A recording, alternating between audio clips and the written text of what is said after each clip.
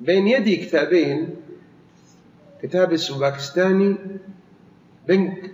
بنج سورة، يعني 5 سور، وفيه من الشرك الصراح ما الله به عليم، فاحذروا هذا الكتاب وتوزيعه.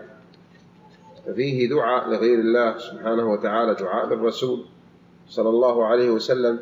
محمد صاحب التاج والمعراج والبراق والعلم، دافع البلاء والوباء والقحط والمرض والألم. شوف كيف الشرك في الربوبية، من يدفع المرض؟ وإذا مرضت فهو يشفين. سبحان الله. محمد بن عبد الله نور من نور الله، هذا باطل.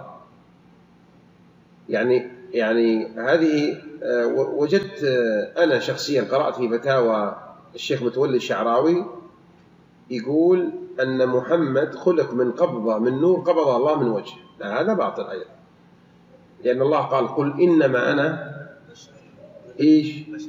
بشر مثلكم، والبشر خلق من من طين، من طين اللازم. إيش معنى لازم؟ حضر معنا درس الفجر، جيد كما قال مجاهد، طين اللازم يعني جيد قوي. كيف يقال محمد خلق من نور من وجه الله؟ هذه خرافة لا أصل لها.